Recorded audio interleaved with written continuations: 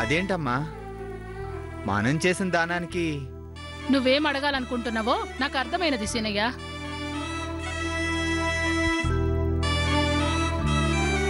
మనం ఏది కోరుకొని చేస్తే గదే జరుగుతుంది.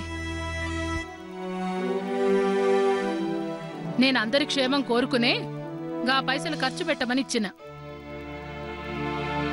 గందుకే మీకెవరికి ఏ విఘ్నాలు రాకుండా అందరి బతుకులు సల్లగుంటాయి. అదేగాక ఆకలిగున్నోనికి అన్నం పెడితే ఉన్న ఆస్తులేం కరిగిపోవు, తరిగిపోవు.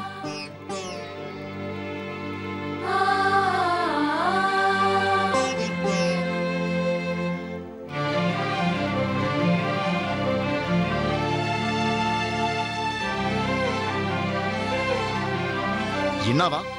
ఇట్టా దాన ధర్మాలు చేసుకుంటూ పోతే చివరకు మిగిలేది చిప్పే అన్నాం. ఇప్పుడు తెలిసిందా గా దాన ధర్మాల వెనుక గొప్ప సంగతి? అమ్మ తన కోసం ఏదీ చేసుకోదు, 10 మంది కోసం చేస్తుంది. గట్లనే అమ్మ చేసేటి పని వల్ల 10 మందికి మంచే జరుగుతుంది గాని నష్టం జరగదు, కష్టం రాదు. చూడు, లేనిపోని ఆలోచనలతో మా అమ్మని దూరం చేసుకోకు.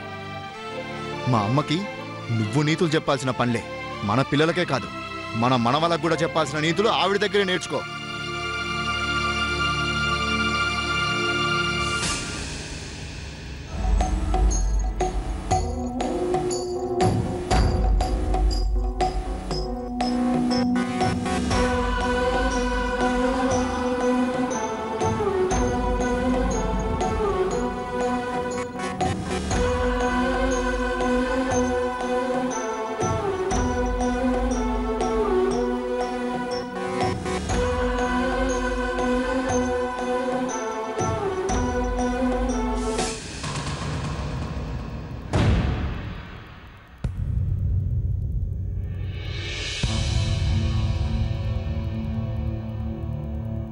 ఏంది సత్యం, ఈడని నిలబడినవేంది?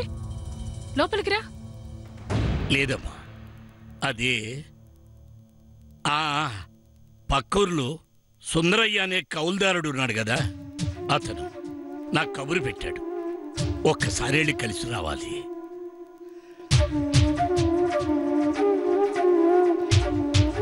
గట్లనా? పోయిరా.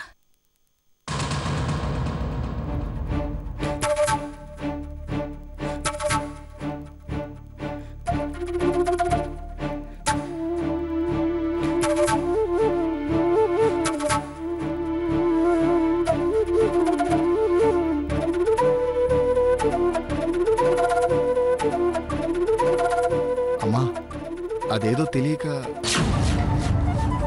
సీనయ్యకు చెయ్యి నయమయ్యేదంకా గా పాలకేంద్రం పనులన్నీ నువ్వే చూసుకో. గట్లనే అమ్మా.